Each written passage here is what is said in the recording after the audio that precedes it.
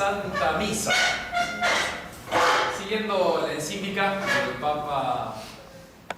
¿De qué Papa? Y Pío V o Pío X. Depende de a quién le gusta. Pío XII. Bueno, si empezamos así, nos vamos para atrás. De Pío XII, Mediator Dei, de Dominum, que es la encíclica litúrgica de las más importantes por la extensión y que también es muy oportuna porque la escribe justo años antes de la reforma litúrgica que, bueno, concluye con la misa de Pablo VI, la nueva misa. Es muy oportuna. La última clase vimos sobre la participación de los fieles en el sacrificio del altar. Y hoy vamos a ver la Sagrada Comunión. Ese es el título. La Sagrada Comunión.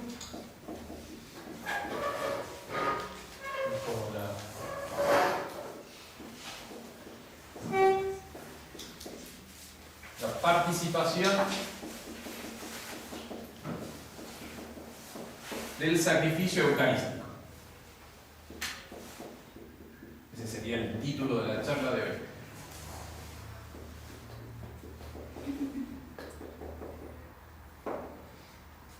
La Sagrada Comunión. Entonces es un tema bien espiritual, recibir el cuerpo de nuestro Salvador, pero Pío XII descubre también que hay algunas desviaciones modernas de las cuales él quiere atajar, prevenir.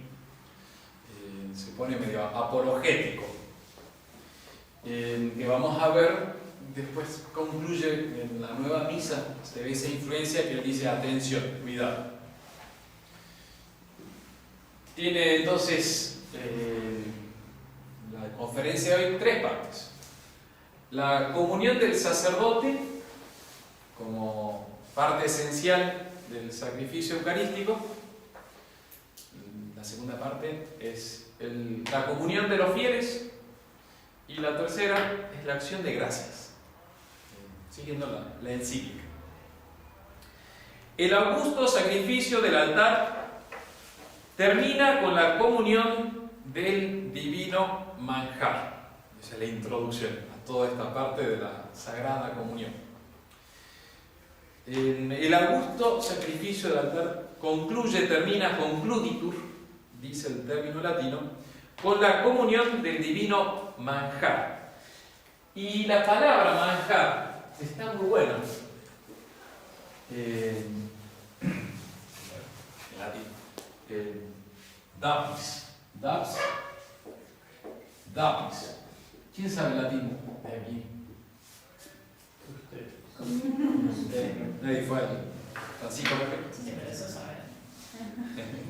Es una palabra rara.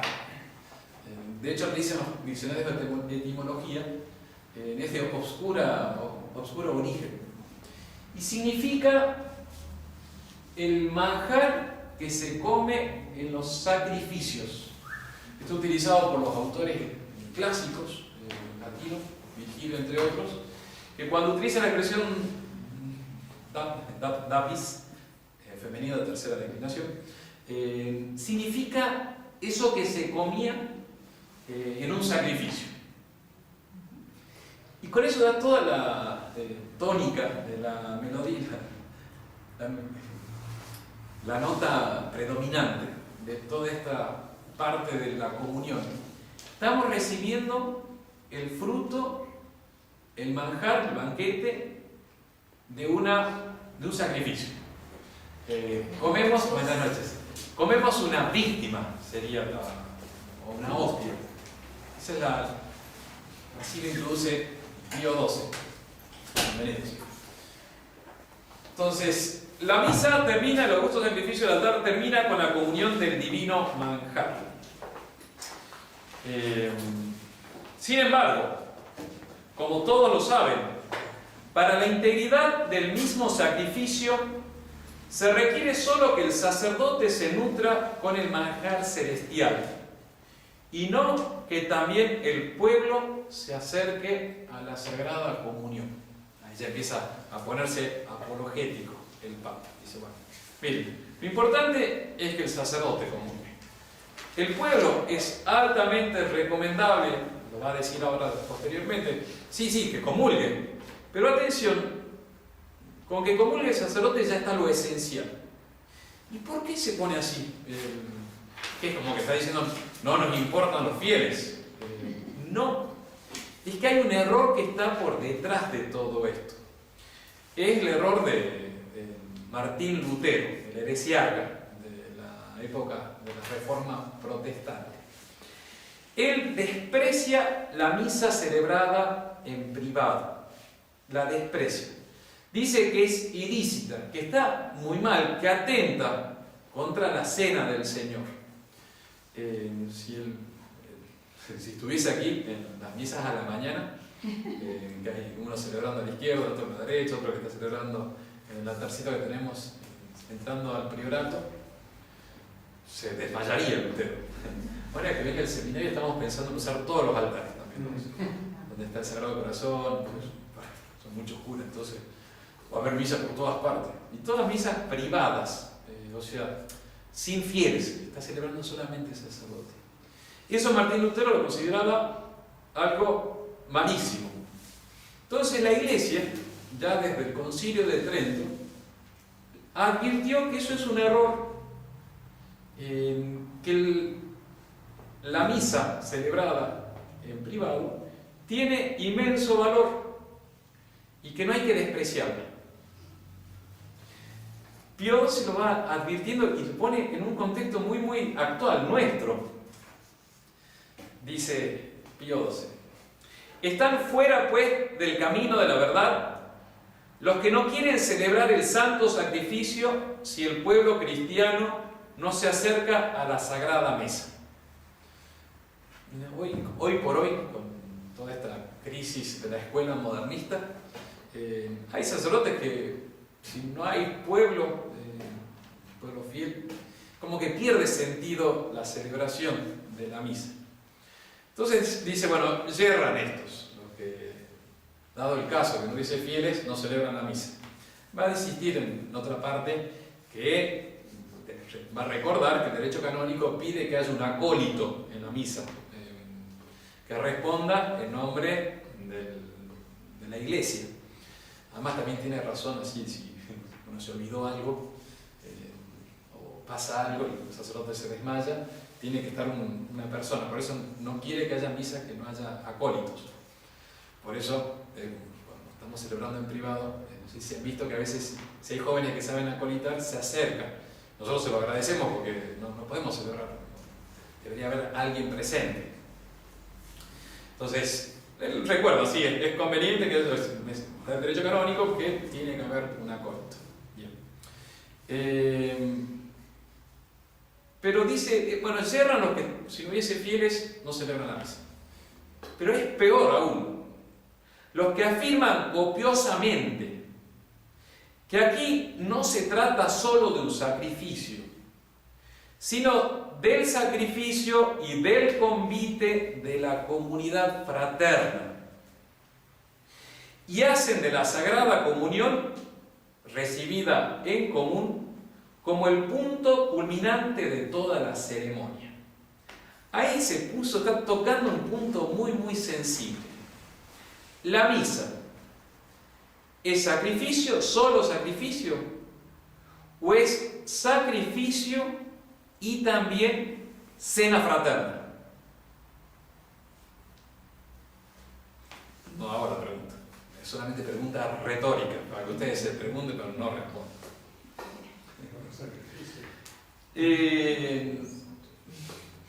El otro día me puse preparando la charla, a escuchar una conferencia de un sacerdote dominico, está en YouTube, respecto a la misa. El sacerdote conservador, lo que va diciendo, no sé si es conservador, pero bueno, lo que va diciendo es, atención, la misa no es solamente fiesta. La misa, bueno, está hablando de la misa nueva, por supuesto, ¿no?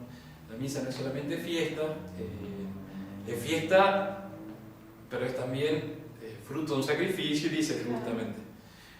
Y está muy bien, entonces dice, guarda esos dos aspectos, de alegría, porque es fraterna, es el encuentro con el Señor y el encuentro entre nosotros los hermanos, pero es también sacrificio, entonces estamos recibiendo una víctima, y está muy bien,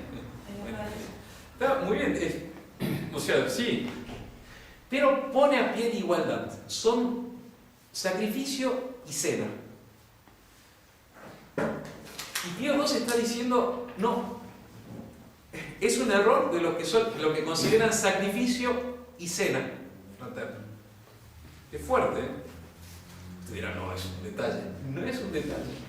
Toda la reforma litúrgica y todo lo que se ve actualmente en las parroquias, o en la mayoría, o en muchas de ellas, esa parte de fiesta, y de comunión, y de cena fraternal, es derivado de estos errores que ya estaban denunciados.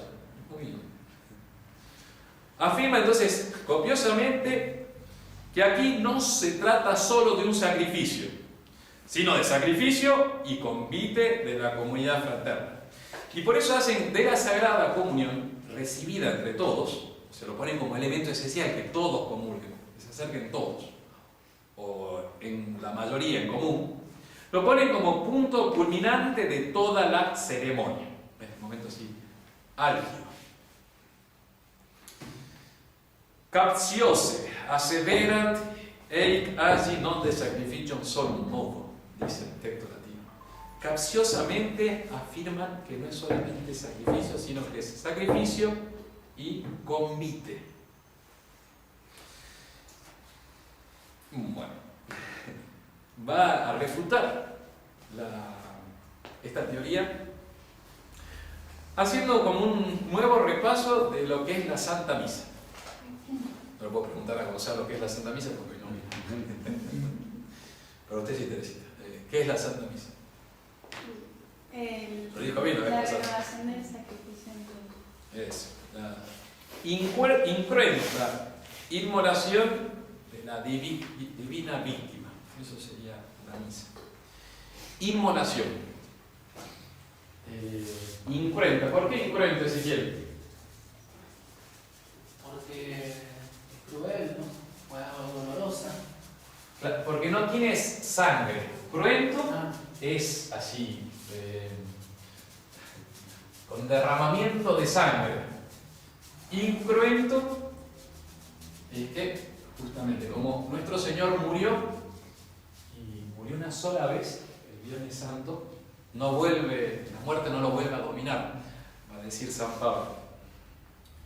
Pero en la misa se está dando esa muerte. En el altar, de una manera incruenta. Entonces, dice, la misa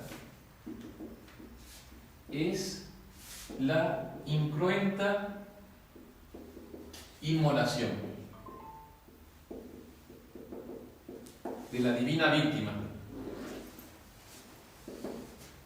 Inés, ¿quién es la divina víctima? Nuestro Señor Jesucristo, exactamente. Entonces, en la misa, Cristo hace presente su muerte y Él se está sacrificando, Él se está entregando. En la película de la Pasión, Él va ya a ser crucificado, Él se presenta como diciendo, bueno, acá estoy. Y están destruyendo su carne. Y eso es lo que hace nuestro Señor el Viernes Santo, y eso se renueva de una manera misteriosa, pero real, verdadera, en cada misa. Ahí está nuestro Señor. Como le decía la charla pasada, el Padre Pío, celebrando, el Padre Pío, el de las estigmas, celebrando la misa es como que ve en la hostia que tiene en sus manos a Cristo sufriente. Él mismo sufre. Es lo que está pasando, de manera misteriosa. Misterio de la fe. ¿Inmolar qué significa? Roberto. Yo lo veo como un sinónimo de sacrificar. Bien, sí. ¿Y cómo lo podríamos describir?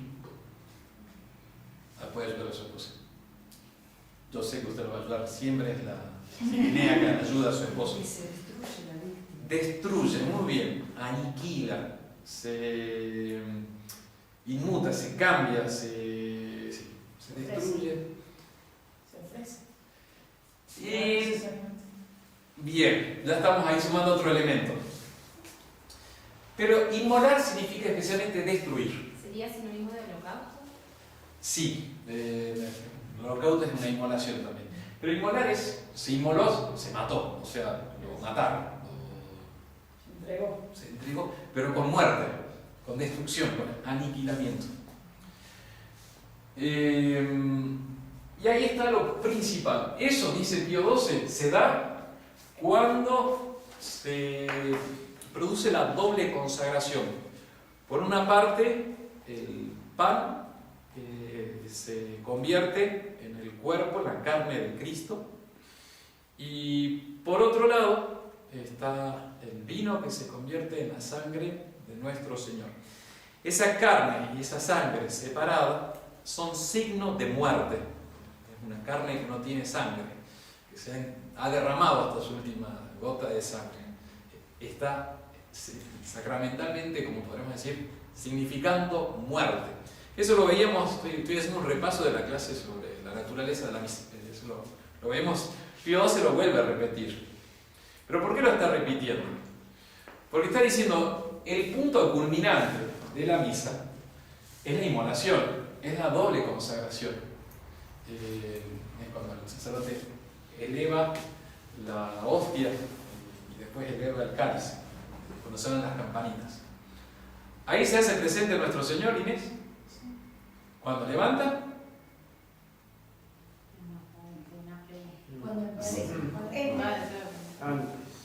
bien. Cuando pronuncia las palabras del sacerdote. Bien. Porque uno podría pensar ahí que se levantó la hostia, entonces todos, voy a exagerar, no lo piensen ustedes, pero ¿Cuál es el momento, perdóname, exacto en que se hace la consagración, o sea, se produce la consagración? justo antes de que levante la hostia? Cuando dice las palabras. Cuando eleva la hostia, Ya está. ya está nuestro Señor. Es justo antes, el sacerdote se inclina profundamente, apoya los codos sobre el altar y dice las palabras. No las dice él, las dice nuestro Señor. El sacerdote lo único que hace es prestar los labios y su voz a nuestro Señor. Entonces, cuando se inclinó, Ese es el momento. antes de la primera campanita, viste que hace Sí, 1, sí. 3, 1, su nieto lo sabe perfecto.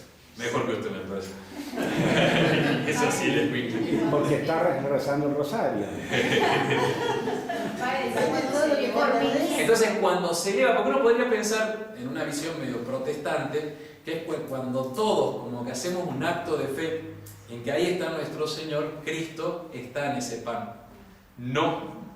Ahí ya está nuestro Señor, lo está presentando al pueblo fiel para que lo adore.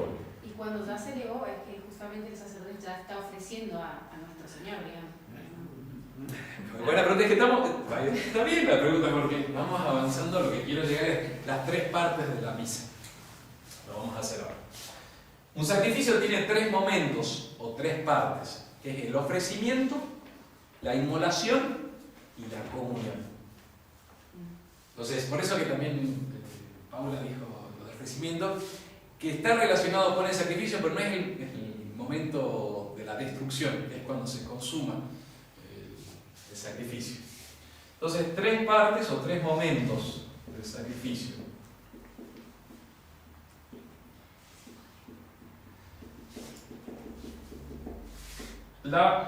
El ofertorio, ¿le suena la palabra ofertorio? Ofertorio viene de ofrecimiento. La inmolación o la destrucción de lo que se ofrece, de la víctima. A ver, Teresita, ¿qué se inmola en la misa? El pan que se convierte en cuerpo de Cristo y desaparece lo inmolado es el pan.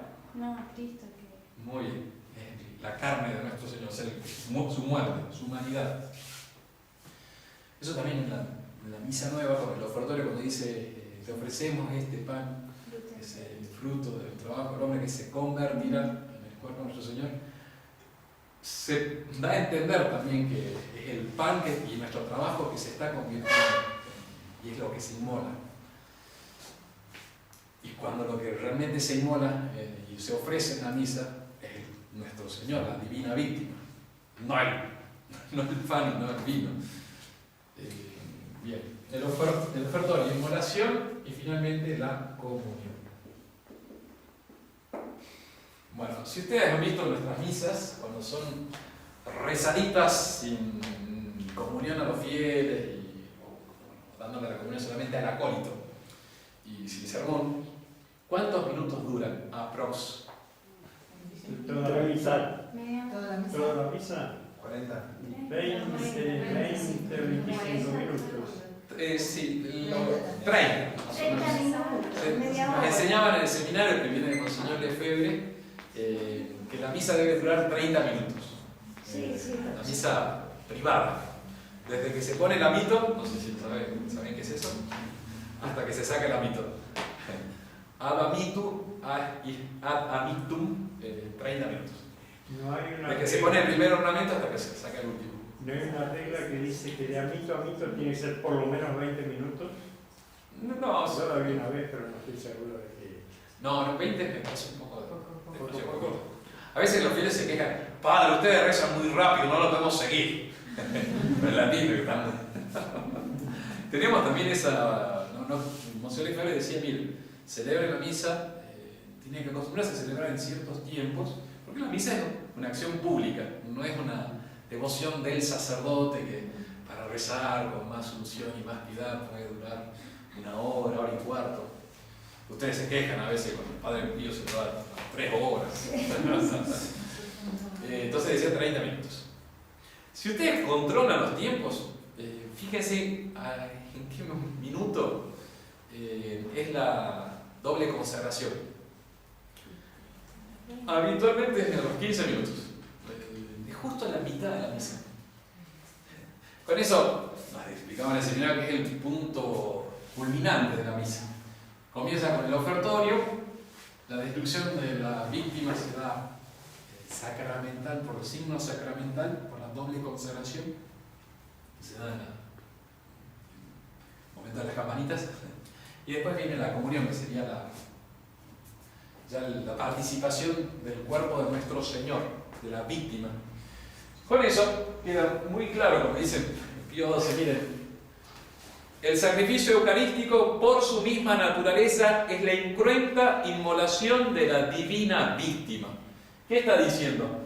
¿Qué es acá? ¿Qué es la doble consagración? Inmolación que se manifiesta místicamente por la separación de las sagradas especies y por la oblación de las mismas al Eterno Padre. Ahí están los elementos de la misa. Inmolación, ofrecimiento, u oblación, también se dice, son todas palabras derivadas del verbo de entrega, ofrecer, de decir, esto te damos.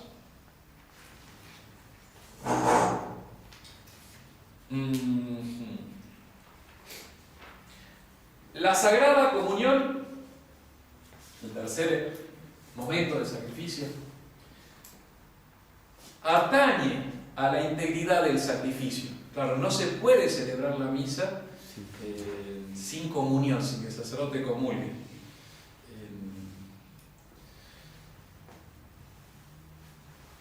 Y a la participación, o sea, a la integridad del sacrificio, la comunión y la participación del mismo mediante la recepción del sagrado, del augusto sacramento, o sea, la comunión. Y mientras es enteramente necesaria para el ministro que sacrifica, para los fieles es tan solo vivamente recomendable. Entonces dice, miren, no es esencial que comulguen los fieles, es altamente recomendable, pero lo principal es con la comunión del sacerdote. ¿Por qué? ¿Por qué insiste Pío XII en eso? Porque está enseñándonos que la misa es en primer lugar sacrificio, es sacrificio. Eso como distinguiendo de la misa nueva, que va a acentuar el aspecto comunitario, de cena, de banquete.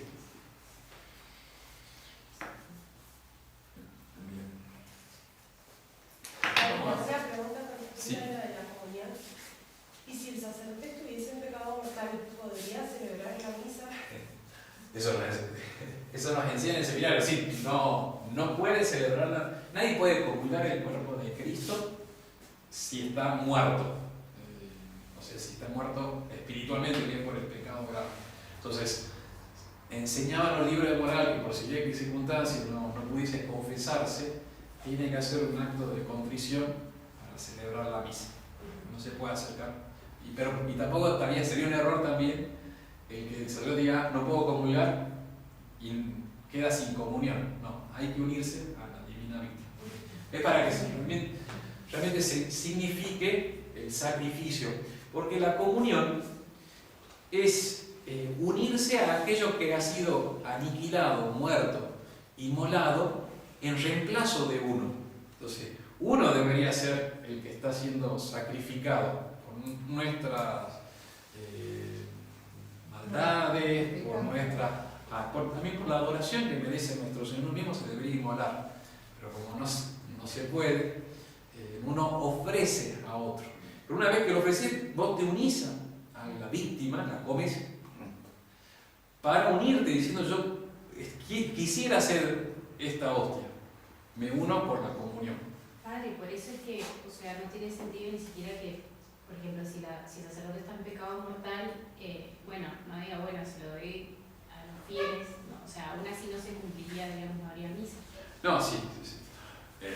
O sea, estamos hablando de Sí, sería casos hipotéticos, pero de que no comulgue se lo dé a los fieles. claro, si está en pecado mortal y dice, bueno, Sí, te tiene que cumplir el rito. Eso el sacerdote tampoco puede inventar el rito. Eso también lo hemos visto en algunas charlas anteriores. Está muy fijado y el sacerdote la liturgia no está librada a la improvisación del sacerdote.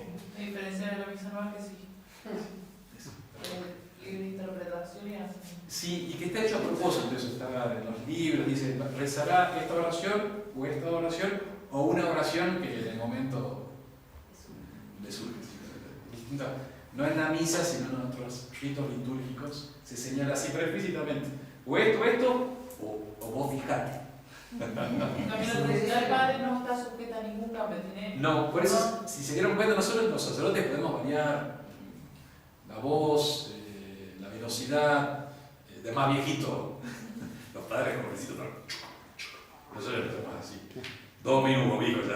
El seminario le enseña que tiene que estar. Tiene que pegar con acá, no tiene que ser más amplio que esto. Está todo delimitado. De viejito, uno ya, bueno. Algunos son más gritones que otros, pasa de vez en cuando. Pero, más allá de esas pequeñas diferencias, ustedes se fijan, todos estamos hablando de casi exactamente lo mismo, o sea, lo mismo. Es decir, hay unas pequeñas diferencias propias de cada uno, pero. Sí, exactamente. Pero en general somos todos muy parecidos. Pero tienen diferencia. No, porque si no después te dicen, no, todos iguales. Y yo con el otro tratar de seguirlos y no son fáciles. No, sí hay pequeñas, sí hay diferencias. Pero el rito es el mismo, exactamente lo mismo y no hay improvisaciones. Pero cada misa es diferente. No hay 2 misas iguales, porque siempre pasa alguna cosita. El sacerdote se olvidó el pañuelo, entonces uno le alcanza los pañuelos. Los anteojos, ahora empiezan a faltar, pasarme los anteojos. Y además cada sacerdote es diferente. Hace mucho alguien me lo definió como diciendo, el avión es el mismo, pero cambia el piloto. Y cada uno lo maneja. Sí, puede haber, hay pequeñas diferencias. Ahora 2 aplicaciones actuales que hago, consecuencia de lo que viene diciendo Pío XII, no están en la encíclica, pero son como coronarios actuales. La concelebración y la estructura de la misa nueva y de la misa tradicional. Eso es por la conferencia que escuché el otro día de la misa nueva. La concelebración. Después del Concilio Vaticano II se puso medio en boga, o sea, de moda, el hecho de concelebrar. Si hay varios sacerdotes, ya no se celebra en privado, o sea, nuestros altares así laterales como acá, eso como que no tendría tanta razón de ser. verdad que hay pocos sacerdotes que tienen mucho ministerio, entonces es raro que haya varios sacerdotes en la misma casa. En Nazaret se dispersan. Pero si hay alguno de visita, normalmente concelebra. Entonces, celebran la misma misa. Varios sacerdotes se van turnando en algunas partes. El razonamiento que está por detrás es que eso acentúa el carácter de la caridad fraterna. Comunitario. Comunitario, exactamente. Y favorece la caridad y acentúa, claro, el aspecto del banquete, porque no se entiende que si hay una cena, si hay una comida, uno haga rancho aparte, o sea, yo como acá separadito, estamos todos juntos, es fraterno. El problema de esto es que bueno, se disminuye justamente el aspecto sacrificial, que es el razonamiento de Pío XII. La misa en primer lugar, sacrificio. Es sacrificio. Y si se come, es el fruto del sacrificio. No es que una cena así como... Es sacrificial. También otro problema de la consagración es que se disminuyen las misas, es decir, la aplicación de los méritos de la cruz, porque cada Santa Misa es como... Porque no es tanta misa como con celebrantes haya. No, es una sola misa. Cuando hay varias misas, por la misma definición de la misa es la aplicación de los méritos de la pasión de nuestro Señor en un determinado lugar y tiempo. Eso es sobre la conservación. Y ahora la estructura de la misa nueva y de la misa tradicional. Es una pena, padre, porque las iglesias antiguas tienen todos los altares laterales que son para ponerse floreros, por ejemplo. Exactamente. Esos altares laterales eran para las misas privadas cuando había muchos sacerdotes. Exactamente. La concelebración vendría a ser un pichuleo a Dios.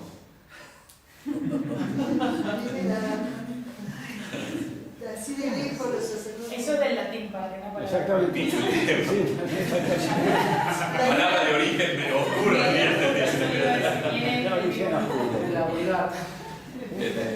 La explicación que dan, bueno, la misa tradicional tiene una preparación, una antemisa, que sería las lecturas, la primera parte de la misa, y después propiamente el sacrificio. Preparación al sacrificio, entonces ahí tenés el epístola, evangelio, gloria, Kyrie,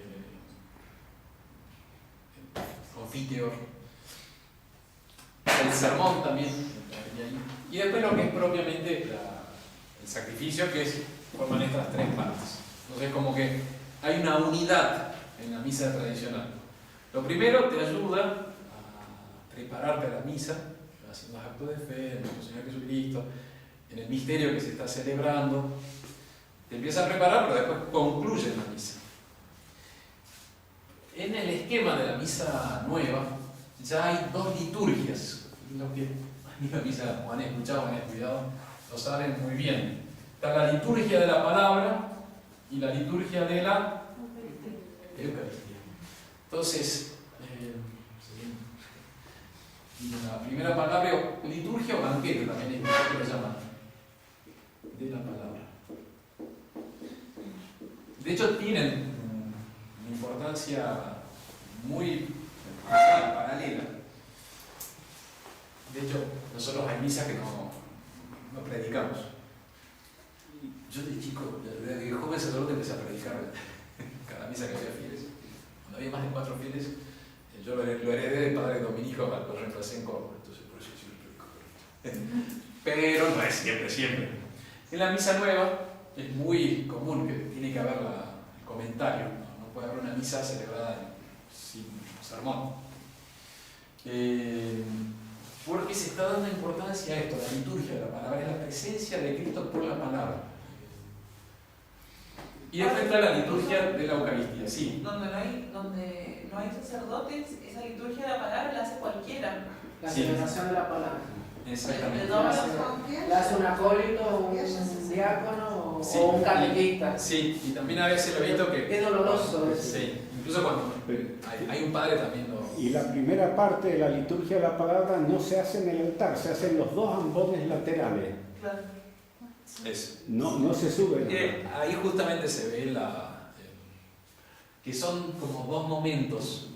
Y lo dicen, o sea, este es el banquete de Cristo por la fe y este es por la Eucaristía. Esa importancia de la palabra y de la fe tiene un carácter también protestante. Sí, re protestante. Tanto así que hasta ya se dieron cuenta, bien. Entonces, pero va por ahí. La misa tradicional está orientada al sacrificio, es muy hacia nuestro Señor. Y no solamente como alimento, creo que te voy a pasar ahora a otro aspecto. Ya, entonces, insiste, San Pío XII insiste en la comunión del sacerdote para enseñar con claridad qué es sacrificio, que es lo que acabamos de ver. Ahora vamos a pasar a otro punto.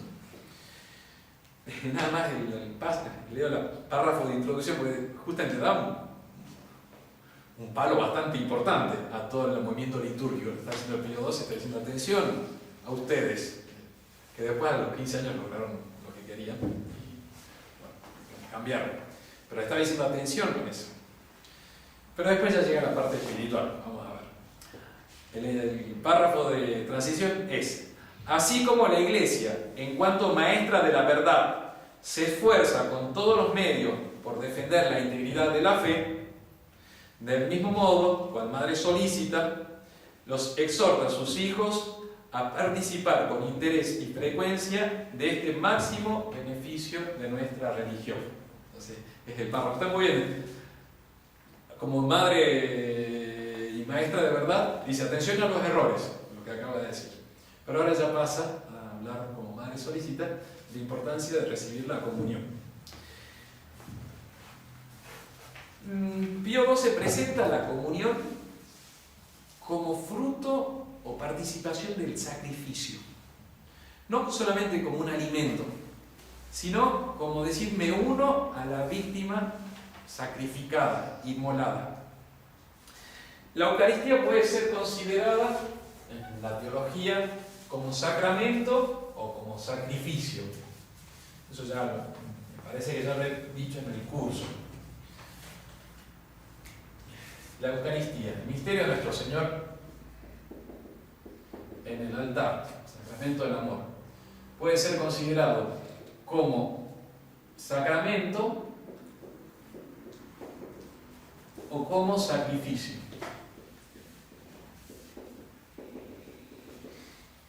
Como sacramento significa alimento del alma, es el pan de vida. Como sacrificio, nuestro Señor se presenta como esa víctima que uno come y al unirse a ella, se une al sacrificio, con lo cual Él se inmola a nuestro Señor. Pío XII lo va a presentar a la comunión, especialmente como unirse a la víctima, unirse a aquel que se ha ofrecido por nosotros. Bueno, Pío XII habla de la comunión espiritual y la comunión sacramental. Comunión espiritual es cuando no podés recibir a nuestro Señor, no sé, porque no hay misa justo en ese momento, no hay sacerdote, y uno, por ejemplo, hace la visita a la capilla, a un sagrario, y hace un acto de fe en la presencia real de nuestro Señor, te entregas a Él, y en deseo de unión, de unirse con nuestro Señor, como por la caridad, como fruto del amor. Es una comunión espiritual. Está buenísima. Cuando uno lleva la comunión a un enfermo, el sacerdote lo lleva acá. Causa envidia. Se lo pone uno debajo del sobrepelliz y de la sotana, con un pequeño estuche que va colgando en el pecho. Y a veces vienen los laicos a ayudarnos, porque es mejor que no maneje el sacerdote. Entonces vamos rezando. Normalmente cuando el sacerdote lleva la comunión no habla. Cuando entramos a la casa del enfermo dice: hola padre, ¿cómo está usted? Muy bien, no voy a hablar mucho porque tengo el jefe acá. y saluda así en silencio. Sí, sí, sí, sí. Cuando uno lleva a nuestro Señor, puedes ir haciendo muchas comuniones espirituales, diciéndome quisiera unir a nuestro Señor por la comunión, pero no corresponde, eso se comulgaba. De hecho, en la misa, en la disciplina tradicional de la Iglesia, se comulga una sola vez por día, no varias veces por día. Porque el que comulga muchas veces puede después tener como una cierta trato medio monótono, irrespetuoso, rutinario de la Eucaristía. Entonces, por eso la disciplina tradicional es una sola vez por día. También como fruto del que es el sacrificio. Me unía al sacrificio. Bien. Entonces, una comunidad espiritual es como solamente pensar en nuestro Señor en la Eucaristía y tener ese deseo de unirse a Él. Lo dice Pío XII. Dice, si no pueden recibir sacramentalmente, lo reciban al menos espiritualmente, de manera que, con fe viva y despierta, con ánimo reverente, humilde y confiado en la voluntad del Redentor, se unan a Él con la más fervorosa e intensa caridad posible. Porque nadie puede entrar al cielo si no recibe el cuerpo de nuestro Señor. Entonces hay que tener constantemente ese deseo de unirse a Él,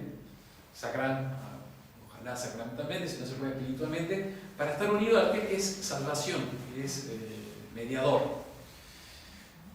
Y un contacto como espiritual que uno tiene con nuestro Señor. De hecho, cuando uno visita el Santísimo Sacramento, está cerquita de nuestro Señor. Nuestro Señor está en el cielo, pero permanece en el sagrario a modo de sacramento, dice la teología, está ahí nuestro Salvador. Y se necesitan las mismas condiciones que para la comunión sacramental, no, porque por ejemplo uno podría estar quizás sin ayuno, yo iba a decir, bueno, la desgracia de un pecado grave, se menciona entre nosotros, y bueno, lo mismo podría estar recibiendo a nuestro Señor. Padre, pero Espiritualmente. si hay pecado grave, no hay como un corte ahí que no. Justamente, sería como una manera de querer salir, exactamente. Después, para comulgar tenés que pasar por el sacramento de la confesión, porque es el sacramento que ataca el pecado, la confesión. Pero el solo hecho ya de querer unirse a nuestro Salvador, ya hay... Podría pasar una misa donde no podés comulgar y está todo el mundo comulgando, o querés, o sea, no te puedes confesar, y eso hay que querés salir de ese estado de... Claro, tener el deseo de recibir a nuestro Señor, sin acercarse. Bueno, entonces, primero dice, comulgan aunque sea espiritualmente, pero más, tienen que comulgar sacramentalmente, dice Pío XII. Y lo señala que por el convivio, el comer este pan de los ángeles, los fieles se hacen partícipes del sacrificio por la comunión sacramental. Partícipes del sacrificio, así lo va a presentar. Entonces, comulgar es unirse a aquel que ha muerto por nosotros.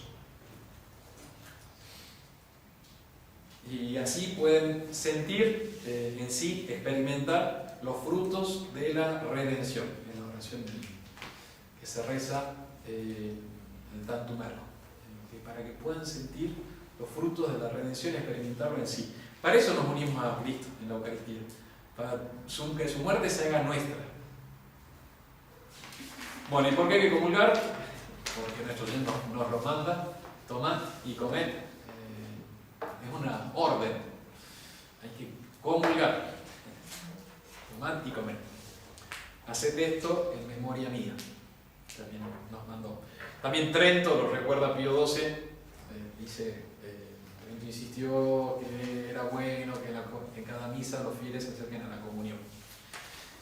También San Pío X, en uno de sus decretos, también señala, recuerda, que es la voluntad de la Iglesia y de Cristo que los fieles comulguen frecuentemente, y por eso él dice, si antes se preparaban para recibir la comunión una vez por mes, era la costumbre que se tenía antes, yo ahora quiero, mando, con la voluntad de Cristo y de la Iglesia, que se reciba frecuentemente, si se cumplen con las disposiciones. Y Benedicto XIV, Papa del siglo XVIII, mitad del siglo XVIII, hasta alentaba o no condenaba a aquellos fieles que querían recibir la comunión, la hostia consagrada en la misma misa.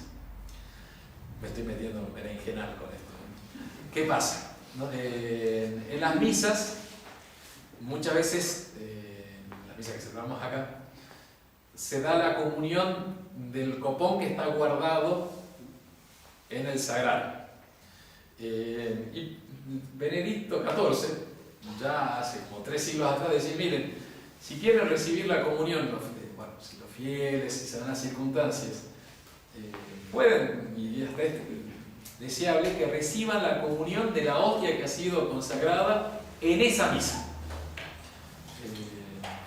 Porque con eso se muestra más la relación entre la participación del sacrificio y la comunión. Es lo mismo, claro, después dice, pero es lo mismo. Pero no sé por qué Benedicto XIV dijo eso. Yo no me voy a poner a juzgar al Papa. No, dice también sí, que es el mismo sacrificio, incluso si uno lo recibe fuera de la misa, también se une al sacrificio de nuestro Señor. Pero bueno, lo menciono en 2 momentos, Pío XII, así que... No. Así que así. Padre, entonces ahora voy a pedir que me dé la comunión, no, porque dice por razones prácticas, a veces se guarda el Santísimo. No, no me va a decir eso, me pregunto otra cosa. Sí, ya sé, por las dudas. Padre, en la misa moderna, ¿se cambian las palabras de la consagración o son las mismas de la tradición? No, a mí me dijeron que se cambian las sí. palabras. ¿Es válida esa comunión, esa consagración?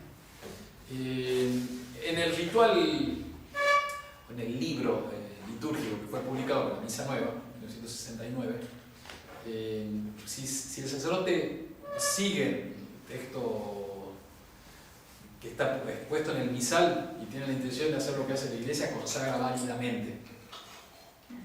Si el sacerdote cambiase las palabras de la consagración, no correspondiendo a lo que está, aunque sea en el misal nuevo, no sería válido, ¿no? Claro, ya no habría consagración. Sí, y si no tiene la intención, tampoco. Y si no tiene intención, no. Claro, pero utilizando la forma. Entonces, Mosè Lefebvre dejó esa como referencia.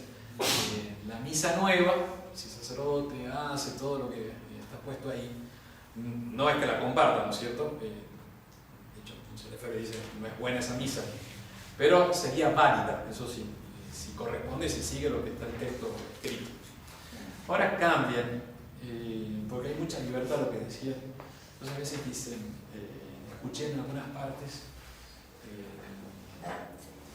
por ustedes, es que se ofrece por muchos y por muchas, a veces Sí. lo usan por ahí. Sí, lo escuché, pero hace mucho en México, a veces lo escuché. Cualquier momento es por todos. Ahí sería, claro, que sería. Hacemos. Que será ofrecido por usted y por mucho para la remisión de los pecados. Eso es Claro. la misa nueva. Bueno, ahí la traducción fue cambiada, ¿no es cierto? Dicen por todos. Pero ya volvió de nuevo por muchos. Por muchos, eso Ahora fue volvió. hace hasta...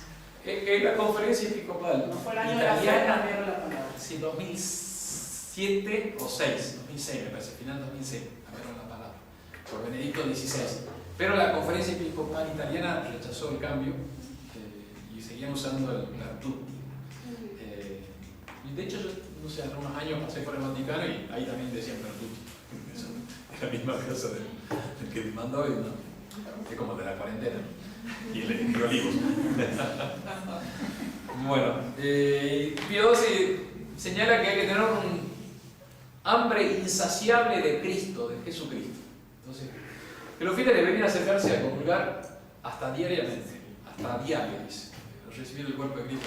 Porque tienen una insaciable hambre de Cristo, de Jesucristo.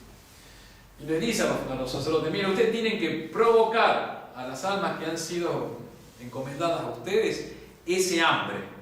Y que a través de su magisterio, de su enseñanza, los altares se vean llenos, repletos, rodeados de niños, jóvenes, padres de familias y trabajadores.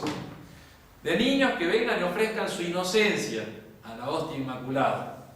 De jóvenes que consagren su entusiasmo. Bueno, deberían tener entusiasmo. Los padres de familia deberían acercarse a nuestro Señor, a las Sacra Comunión para pedir fuerzas y para poder educar cristianamente a sus hijos. Y los trabajadores allí también venir a reparar su cansancio en nuestro Salvador. Por favor, tengan hambre insaciable de nuestro Señor Jesucristo, si no me van a llamar la atención a mí. Bueno, y todo se tiene que unir a Cristo. Ya. Después sigue diciendo varias cositas más. Dice una cosa interesante. Pío XII insiste que hay que comulgar dentro de la misa y no fuera de la misa. A veces vienen los fieles, Padre, ¿me da la comunión? Justo estoy pasando por acá, ¿me puede dar la comunión? ¿Y sabe qué le respondemos? No. Es muy raro que demos la comunión fuera de la misa. Se puede, lo dice Pío XII. Son cuestiones disciplinarias, ¿no? Los primeros viernes de mes, que muchas veces pasa que no lo lee. Sí. Y justo viene de la misa un sacerdote carismático. No, por eso no. Pero bueno, en todo caso pidan, digamos, decir que no. No pierde nada, tampoco. Bueno, ya estén advertidos de eso. Pero sí, efectivamente, en algunas partes se da la comunión a cada hora. Por ejemplo, antiguamente me contaban en la diócesis de Campos, que fue la diócesis donde estaba Monseñor de Castromayor. En los primeros viernes se daba la comunión regularmente, en distintas horas, había los trabajadores que no habían podido estar en la misa que iban a recibir la comunión para cumplir primero. Esas son medidas disciplinares. Sí. Por acá no va a pasar.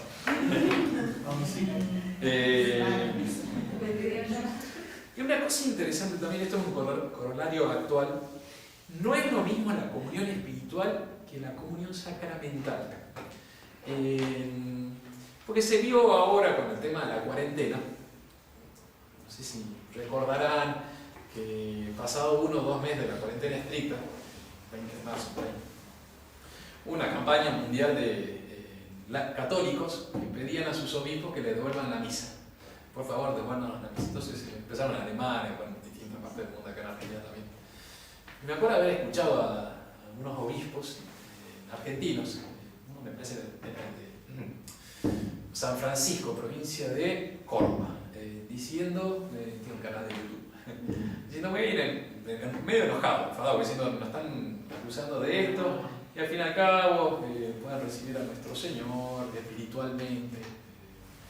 Por otro obispo, creo que después lo nombraron en el Vaticano. Buena Nueva, creo que de San Francisco. El de. Ese. ¿Lo conozco? Sí, ese. Sí, el padre fue el que me bautizó a mí. Oh. ¿Pero vos sos mendocino o cordobés? Soy de San Martín, yo de Mendoza.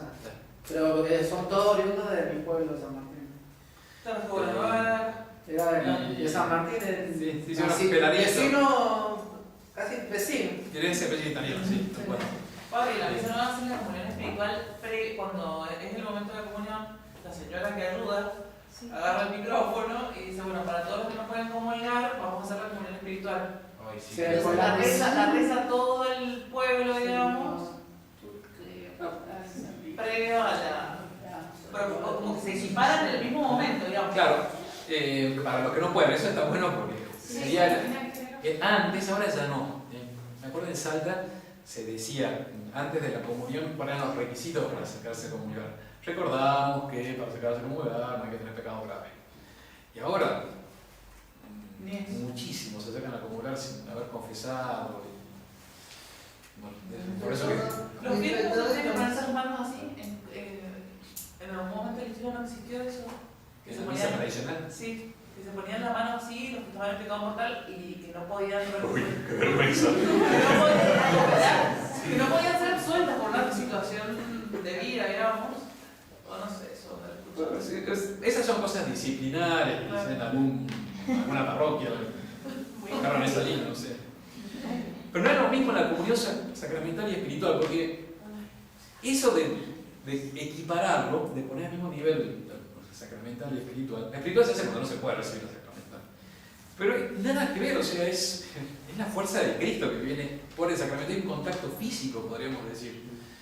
Por eso que en la situación actual de pandemia, que los sacerdotes nos echemos para atrás, ¿no? De compartir la falta del clero.